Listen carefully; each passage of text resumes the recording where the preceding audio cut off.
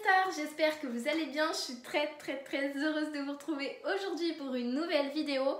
Bonjour aussi aux nouveaux et aux nouvelles. Merci d'avoir cliqué sur cette vidéo. J'espère qu'elle vous plaira. Ici, on parle cours, motivation, réalisation d'objectifs et développement personnel et j'espère que ça vous plaira. Cette vidéo va parler de mon expérience au lycée. J'espère qu'elle vous plaira. C'est parti!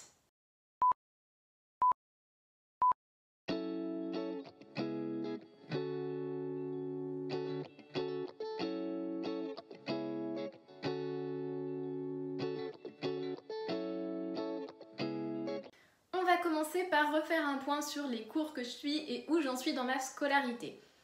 Donc après avoir été au collège, je suis allée au lycée et j'ai suivi une filière générale. Donc cette année, je passe le bac général. Donc en seconde, j'ai fait le cursus basique et en première, du coup, on a 3 spécialités à choisir. J'ai choisi AMC, anglais monde contemporain, maths et SES, sciences économiques et sociales. Aussi, j'ai suivi l'option théâtre en seconde et en première et j'ai été déléguée en seconde et là je suis encore déléguée en terminale. Au niveau des cours, vous avez vraiment plusieurs choix. Alors moi je suis un lycée qui est quand même en campagne, donc il n'y a pas toutes les spécialités. De toute manière, je ne crois pas qu'il y ait un seul lycée qui ait toutes les spécialités, mais il y a quand même pas mal de choix. Donc parmi celles que je connais, il y a physique, SVT, maths, SES, sciences économiques et sociales, AMC, anglais monde contemporain. HLP, je crois que c'est humanité, littérature et philosophie, je crois que c'est ça. On a Spé Cinéma, je crois que c'est NSI. NSI c'est un peu des maths, c'est un sciences de l'ingénieur, c'est sciences de l'ingénieur, SI. Et ça c'est celles qui sont le plus choisies et celles que je connais le mieux. Au niveau des options, donc moi j'ai choisi théâtre et je ne regrette pas du tout, c'était une très bonne décision. Ça m'a appris à être plus extravertie, à me tourner vers les autres et à encore mieux prendre la parole en public. Ça j'arrivais déjà à le faire, mais ça m'a vraiment permis de sortir de ma zone de confort, notamment l'année dernière où j'ai eu un rôle extrêmement inhabituel, on va dire ça comme ça. Et ça a été spécial pour moi, mais ça m'a fait sortir de ma zone de confort, donc ça c'était cool. Au niveau de mes spé, je vous ai dit en première, j'ai pris SES, AMC et maths. C'était un très bon trio puisque je veux intégrer une école de commerce. Alors j'avais 13 en AMC, entre 15 et 12 en maths, ça dépend des trimestres. En SES, c'était au-dessus de 15 à chaque fois, ça dépend. Des fois j'avais 18, des fois j'avais 15. SES, ça marchait très bien. Le plus important quand vous choisissez vos spé, c'est de prendre quelque chose de 1 en accord avec ce que vous voulez faire plus tard et de 2 dans lequel vous êtes doué. Parce que si vous n'êtes pas doué, ça va juste foirer la moyenne et c'est pas du tout une bonne idée parce que vous risquez de redoubler. En terminale, j'ai décidé de garder SES et maths. C'était un choix un peu compliqué en fait, je savais pas si je devais abandonner maths ou AMC, en sachant que si j'abandonnais maths, il fallait que je prenne l'option maths complémentaire pour me rajouter 3 heures de maths pour être prise en école de commerce. Ça c'était vraiment l'obligatoire. Et j'ai quand même décidé d'abandonner AMC parce que je me suis dit que l'anglais, moi je pouvais l'apprendre un peu plus de mon côté et que je voulais pas me rajouter trop de temps dans mon emploi du temps. Et j'ai bien fait parce que mes révisions me prennent énormément de temps. Alors, au niveau des années, la seconde, tout le monde dit que c'est l'année plutôt détente. Je trouve que les gens ont raison. C'est vraiment l'année où vous n'avez pas d'examen, donc travaillez quand même pour être plus à l'aise en fait en première et en terminale. Mais il n'y a pas besoin de se mettre une pression de dingue, il faut juste travailler, mais il n'y a pas besoin voilà, de se mettre la pression et d'avoir 20 toute l'année. La seconde, profitez justement de cette année pour découvrir le lycée et ce que c'est qu'être étudiant un peu plus grand. En première, c'est là qu'arrivent les spécialités. Je mets un gros warning. Les spécialités, c'est hyper important, il faut que vous les travaillez absolument. Mais, warning, n'oubliez pas le tronc commun. Quand vous allez passer votre bac, je ne sais pas si vous êtes au courant, le tronc commun, vous allez être évalué dessus. Tronc commun, j'entends sport, mais que en terminale, vous serez évalué dessus. Histoire géo, anglais, allemand, espagnol, italien, je ne sais pas quel LV2 vous faites. Et enseignement scientifique, ces 4-là, vous allez être noté dessus. L'année de première et l'année de terminale, donc sur votre moyenne que vous aurez à chaque trimestre. Et ça va vous rapporter quelques points quand même, c'est une part très importante. L'année de première et de terminale vont compter pour 40%, si je dis pas de bêtises, de la note de bac, donc à ne pas sous-estimer.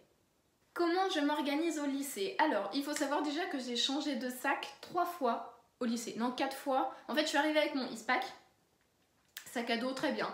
Là, je suis pas du tout en train de juger, je vais vous dire tout ce que j'avais et les avantages inconvénients, comme ça vous pourrez mieux faire votre choix. Donc je suis arrivée avec un sac à dos Eastpak, le truc que tout le monde avait au collège. Très bien, il a fait son taf, nickel. Après j'ai changé et j'ai pris un tote bag. Il faut qu'il soit bien solide quand même, hein. Moi le mien il s'est cassé à la hanse et j'ai dû vraiment bien le recoudre, après il a tenu nickel. Après je suis retournée au sac à dos parce que c'était trop lourd et ça me faisait mal au dos. J'ai pris un Vans, il n'a pas fait très longtemps mais il est super et de toute façon je m'en sers quand même autrement, donc très bien. Et là j'ai un sac à main beige, vous le voyez dans mes stories Instagram, et lui il est très bien. Alors je suis retournée au sac à main malgré le fait que je trouvais ça lourd parce qu'en fait j'ai allégé mon sac. Je range beaucoup plus souvent mon trieur et j'emmène vraiment que les cours dont j'ai besoin, que les matières que j'ai le jour, comme ça au moins j'ai pas de poids en trop dans mon sac et j'emmène plus mes manuels aussi, je prends en photo les pages dont j'ai besoin si je veux travailler en perm et ça fait gagner vraiment beaucoup de place et de poids dans le sac. Alors comment je fonctionne? Déjà j'ai qu'une seule trousse, j'ai quelques crayons de couleur qui sont tenus par un élastique, ça c'est si jamais on fait de la cartographie ou que j'ai besoin de faire un petit schéma vite fait pour un cours. Même chose pour les feutres fins, ça me sert un peu à illustrer mes cours, à écrire vu que je suis visuelle, à me souvenir avec les couleurs. Sinon j'ai le basic stylo bleu, stylo noir, stylo rouge, j'ai pas de stylo vert, j'ai trouvé que ça sert à rien. Un petit ciseau pour pas que ça prenne la place, une petite colle, une petite souris, enfin plein de choses qui prennent pas de place en fait. Et sinon j'ai un bloc-notes petit carreau, j'ai découvert le petit carreau, je vous le dis parce que le grand carreau je savais que j'aimais pas. Mais je m'étais dit, bah tout le monde écrit comme ça, donc c'est que c'est normal, même si j'aime pas. J'ai découvert le petit carreau, c'est génial, ça me bloque beaucoup moins visuellement, j'écris beaucoup mieux, donc essayez le petit carreau, ça se trouve ça vous conviendra très bien. Donc j'ai mon bloc petit carreau et un trieur, et c'est tout. Et dans mon trieur, c'est alors un 12 intercalaire. J'ai toutes mes matières, et pour les matières qui prennent beaucoup de place, du genre mes spécialités, j'ai un classeur spécial pour chaque spécialité. Et sinon j'ai un classeur du tronc commun avec les intercalaires qui correspondent aux matières et je range chez moi. Dès qu'on a fini le chapitre, je le mets dans le classeur correspondant qui est d'ailleurs juste à un tiroir en dessous de mon bureau. Donc je suis très organisée. C'est pas parce que vous avez un trieur que vous n'êtes pas organisé. Je débat chaque année avec les profs pour garder mon trieur parce qu'il y en a plein qui ne veulent pas de trieur alors qu'on les a genre 1 à 2 heures par semaine.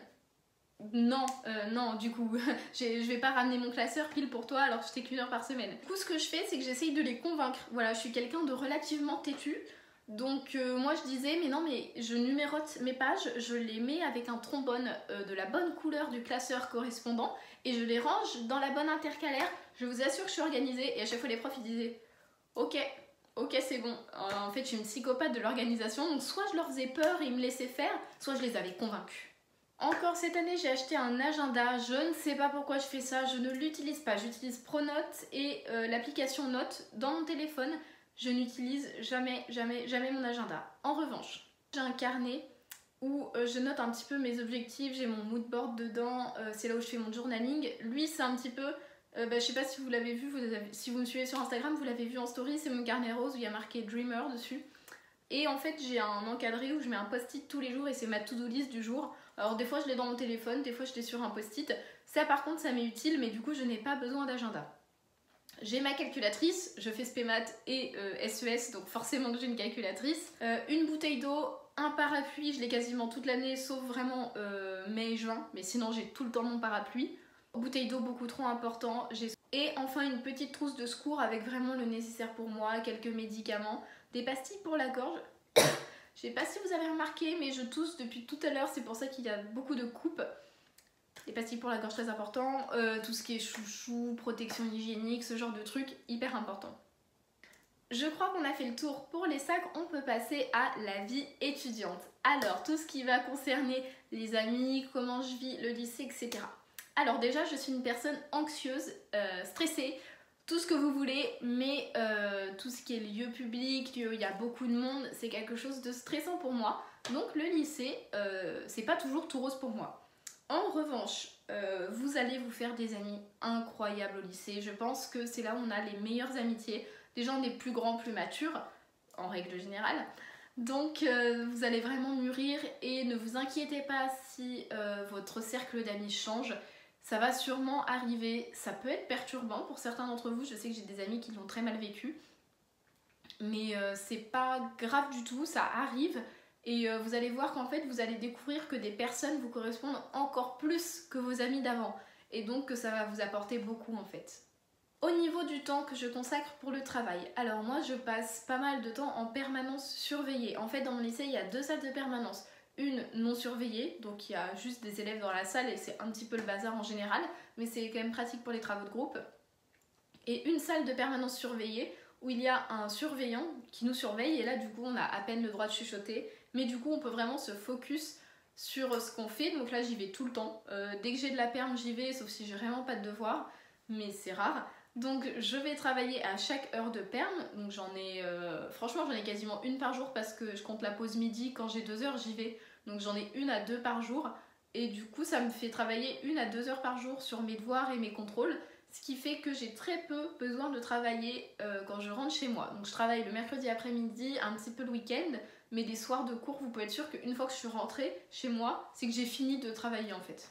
On va maintenant parler de mon projet d'avenir. J'avais super hâte de vous en parler mais je ne pouvais pas parce qu'il fallait que je sois sûre que tout marche bien et que tout soit bien pour que ce projet aboutisse.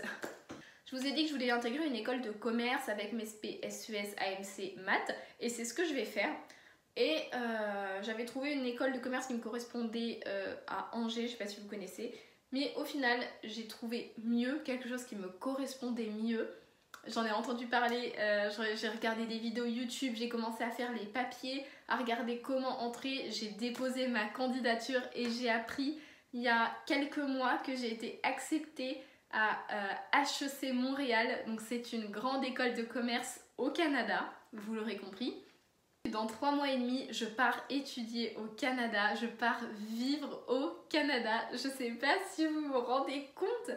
Si vous me suivez sur Instagram, vous avez vu, vous le savez, mais c'est un truc de dingue et je suis tellement contente de pouvoir vous le dire, ça m'enlève un poids. Je l'ai annoncé à tous ceux qui devaient le savoir, j'ai tous les papiers pour y aller, l'école m'accepte, mais il reste une condition, il faut que j'ai mention bien au bac.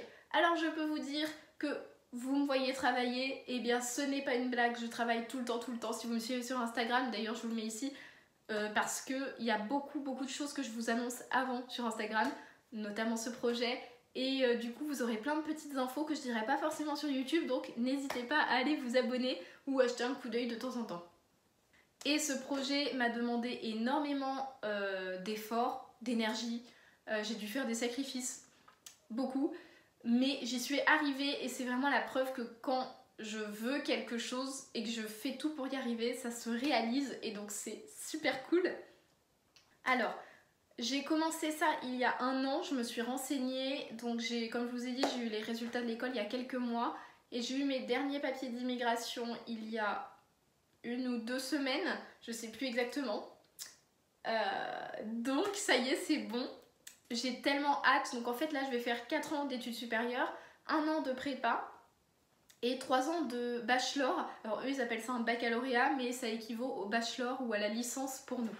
J'ai vraiment hâte de vous montrer tout ça, on va clairement faire plein de vlogs, je vais tout vous filmer, toutes mes démarches. Il me reste cependant beaucoup de choses à voir, il faut encore que j'ai mon bac mention bien, que je trouve un logement, que je prenne mon billet d'avion et j'ai encore quelques petits trucs à finir. Donc voilà, j'ai tout mon départ à préparer encore et il faut vraiment que je m'acharne pour avoir de super bonnes notes au bac. Mais le bac blanc était très encourageant puisque déjà, comme je vous ai dit, il y a le contrôle continu qui compte pour le bac. Ça, j'ai 14 et du coup, la mention bien, il faut 14. Donc tout ça, le contrôle continu, c'est bon. Il me manque ma note de sport et du coup, mes notes... Pardon. Et du coup, mes notes de bac. Au bac blanc, j'ai eu 15 en SES, 15,5 en maths et 13 en philo. Donc la philo, j'ai eu un petit peu moins de 14, mais vu que les SP, le coefficient est 2 fois plus important, ça rattrape totalement la philo, à tel point que je n'ai plus que 13 à avoir au grand oral, et j'espère avoir plus parce que le grand oral c'est un peu mon épreuve. J'adore les oraux et j'ai trop hâte de présenter mes problématiques parce que vraiment j'adore mes sujets. Je sais pas du tout laquelle ils choisiront, mais j'ai trop hâte. Et donc voilà, une fois que j'aurai le bac, je le saurai en juillet. Si j'ai la mention bien, quand, on va dire quand, parce que je suis sûre que je vais l'avoir quand j'aurai la mention bien, Il faudra que je prépare tout mon départ, j'aurai qu'un mois pour le faire, donc il faudra vraiment que je me speed. Mais tout ça, je vous le partagerai bien. Ok, on va maintenant parler du bac et des épreuves. Alors, donc comme je vous l'ai dit, la seconde ne compte pas du tout dans le bac. Ensuite, en première et en terminale, vous avez ce qu'on appelle le contrôle continu. Ça, du coup, je vous l'ai déjà expliqué, je ne vais pas le redire. Vous avez aussi la spé, la troisième spé que vous avez en première, mais que vous ne gardez pas en terminale. Elle compte coef 8 pour le bac, sachant qu'il y a 100 coef en fait. Vous avez 40 contrôles continus, dont, dont 8 de l'aspect que vous avez abandonné. Vous avez 10 pour le bac de français, 5 à l'oral, 5 à l'écrit. Vous avez 10 pour le grand oral, 8 pour la philo et 32 pour les deux spé, donc 16 une spé, 16 l'autre. Et avec tout ça, vous avez 100%. Moi je compte 100%, c'est plus facile dans ma tête. Vous avez également des options. Si vous choisissez une option soit en première, soit en terminale, vous aurez cette note coef 2 pour le bac, donc vous ne serez plus noté sur 100, on va dire, mais sur 102. Et si vous l'avez en première et en terminale, ce sera coef 4, donc sur 104. Moi je trouve ça très bien, franchement le bac, j'adore comment c'est organisé avec le contrôle continu, les épreuves, ça fait plusieurs manières, déjà il y a des oraux, il y a des écrits, il y a des choses qu'on travaille tout au long de l'année, il y a des épreuves, en fait ça permet de diversifier un maximum, comme ça si vous êtes nul à l'oral vous avez les écrits pour vous rattraper, si vous êtes plus doué à l'oral vous pouvez prendre de l'avance. Et si vous êtes quelqu'un de stressé, si vous foirez un examen ou deux mais que vous avez géré le contrôle continu, vous aurez quand même le bac. Franchement, je trouve que c'est hyper bien organisé et en plus vous avez des rattrapages. Donc vraiment, ayez le bac. La vidéo touche à sa fin, j'espère qu'elle vous a plu, ça m'a fait super plaisir de vous la tourner. N'hésitez pas à liker, commenter et vous abonner et venir me voir sur Instagram. Je vous fais des bisous, à mercredi prochain 10 h pour une prochaine vidéo. Bisous!